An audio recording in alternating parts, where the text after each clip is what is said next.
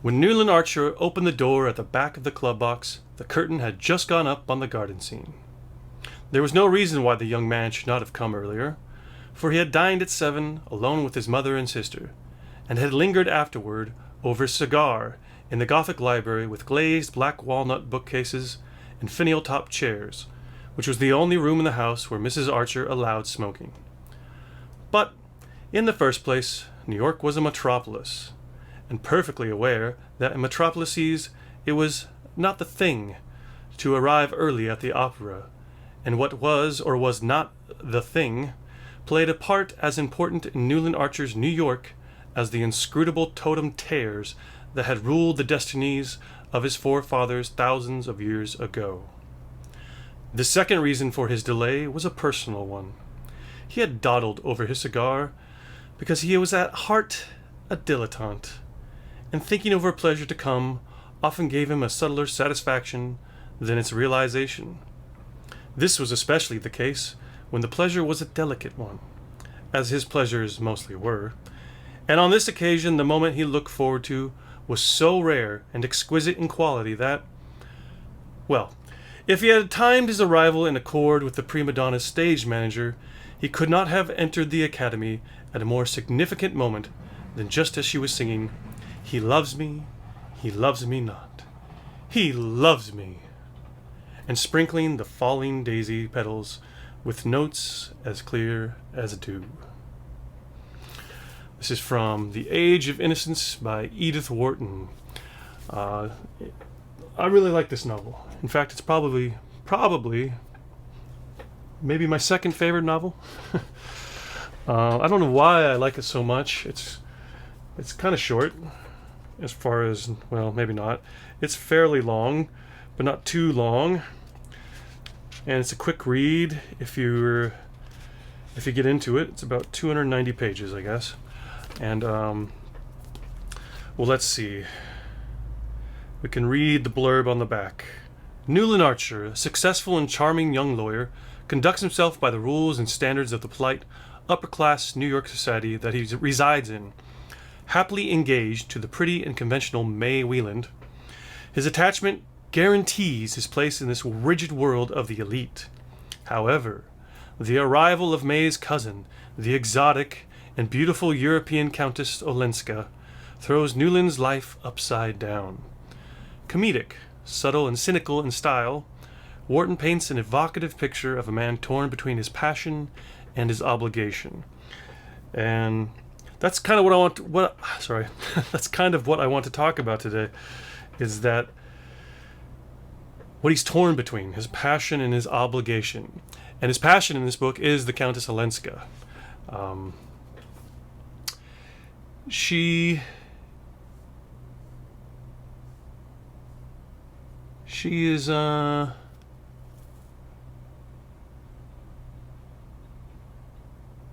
sorry.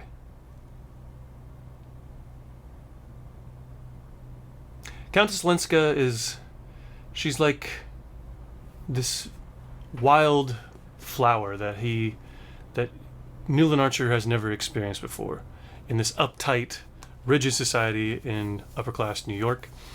And she comes storming into New York society, just breaking all the rules and expectations, and that throws everyone into a kind of a fuss. And he is enwrapped, and he basically falls in love with her, even though he's engaged to marry May. And that is basically what the book is all about. I don't really want to give away the ending, because it kind of would ruin it. There is a movie, The Age of the Innocence, starring none other than Daniel Day-Lewis as Newland Archer. And I think it was... I don't remember what her name is. Who cares? You go watch the movie. The movie's not too bad. It's pretty close to the book. There are a few things here and there that are off. But overall, it gets the point and the message at the end of the story. And I want to make a certain point about that. It says it's a cynical portrayal of New York society in the 1870s, essentially. And the cynicism is essentially that it is uptight. It is a bit overwrought and stifling for the younger generation. And that's why it's called The Age of Innocence, though, because in the end, the book comes back and kind of gives a nod to the older generation. This was written, I don't know, 40 or 30 years later from the 1870s. And it's looking back on that, like, with some fondness, but also some criticism.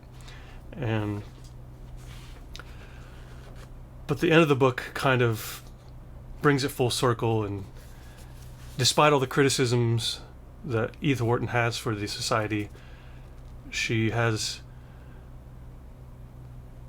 a certain nod of, what would you call it? Esteem, or I can't even think of a good word. She appreciates what that society was trying to do. Anyhow, I want to look at this passage in particular because it kind of demonstrates all of that plot in just this introduction of Newland Archer. This is the first time we learn about Newland in the story. The first couple paragraphs are talking about New York society and the opera and whatnot. And then we get into Newland. And it gets right into the plot by describing his character. And it's really effective. So the reason he is late, I don't think is necessarily to do with the fact that it's just not the thing to arrive early, but I almost think it's part of the technique Edith Wharton was using when she wrote it. She kind of really wanted to use that line, he loves me not, he loves me, from the opera in this passage. And the only way to put Newland into that moment, deep into the opera, whenever it is, and have him not have to explain what he's doing in the meantime at the opera. Is he just sitting there, blah blah blah? That's kind of boring, right? That's not effective in explaining who the character is. So she has to make him arrive late, so that he arrives at that certain time when the prima donna is singing that song, and especially the line, he loves me not, or whatever it is, right? Because that is the plot. And it's about May Whelan. Does he like, or does he love her, or does he not? All right, the whole book is kind of about that and who he loves. So she wants that illusion. An illusion is just another literary reference to, or artistic reference to something else, another piece of art that you bring into your writing to essentially, will do, in this case, create a character. I didn't mistakenly misplace a letter there. So, if he had timed his arrival in accord with the prima donna's stage manager, that's the guy who says, okay, go, actress, or singer, or whatever, go out and sing the song now, right? As though he had the same watch and clipboard that the stage manager had when he arrived. It's a lot to say, but that's the kind of the writing that we're dealing with. And what is this delicate situation that he's talking about? It's the marriage. It's the marriage to May, right? The pleasure was a delicate one. The one that he's considering and thinking about while he smokes his cigar in the library of his father and mother's house. He's a bit effeminate as a character. But that said, it's kind of the norm for men of this particular society and class to be. They're supposed to be a little bit more effeminate and in touch with the delicate side of life. I guess, I don't know. And so why is the situation that he's thinking about now so delicate and so rare? Because it's marriage. I mean, in this society, that's only going to happen one time. You're only going to be married once, and that's not even that's just a fact. I mean, the Countess Olenska, Ellen Olenska, the one that he falls in love with, she is married, but she's estranged from her husband, and she came to New York to kind of escape and come back to her home.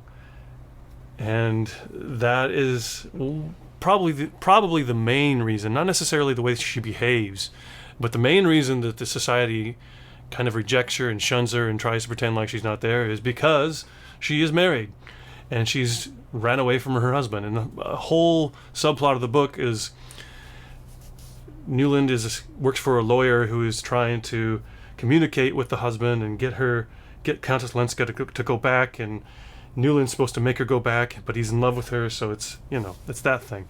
And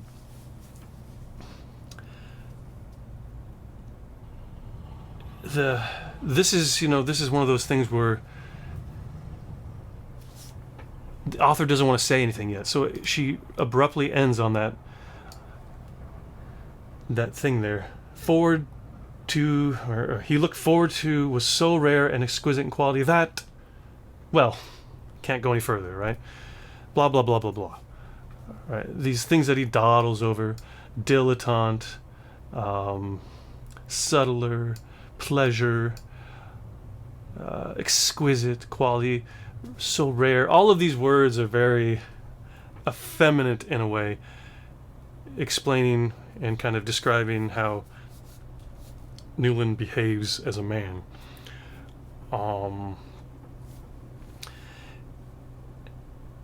But despite that, he's also a man, right? He smokes his cigar in the one room that he's allowed to in his mother's house, the Gothic library, with the glazed black walnut bookcases, right? It's going to be dark and rich, and finial top chairs. I think that's like the gold things that go on top of chairs.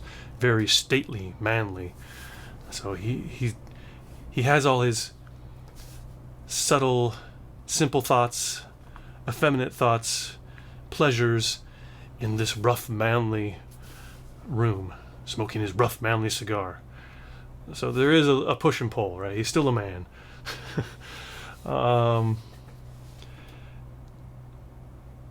But even though it's kind of a conceit and kind of a way to make the allusion to the opera work for this passage, it is interesting that he doesn't arrive on time, that he is late, right? Because this is the fashion. The people who arrive the latest and are still welcomed are going to be the most popular people. If you arrive late and people don't notice, that means you're not popular and you're just late, right? There's a difference. There's a difference between arriving late and being accepted and brought in to the community, means you're popular, and and arriving late and just being totally ignored, that means you are not so popular, right? And that does happen throughout the book, and they keep going back to the opera and other events, and people arrive late and they're kind of just like, whatever. Okay, so, and I don't know, what would it mean to arrive on time or early?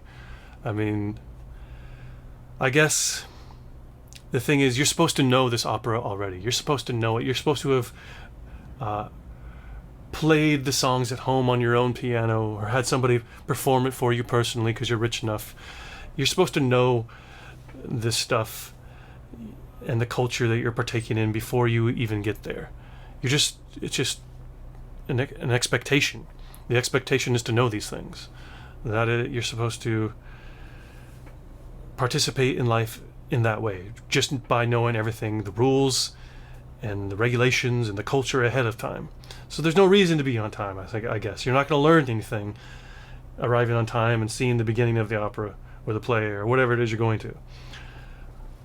I don't know. It's an interesting thing. I don't know if that still applies to some classes today in New York or other big cities. It certainly doesn't apply to where I came from and grew up. Yeah. I don't know what else really to say about this particular passage. I might come back to this book. I mean, there's other good things in here. I just thought this one was kind of interesting, this little introduction of Newland Archer, and how it just kind of rests upon that one illusion and this push and pull between the effeminate and the manly, right? And I especially like the part where, to make the illusion work, she had to like make sure Newland was late, but that's okay because it's part of society.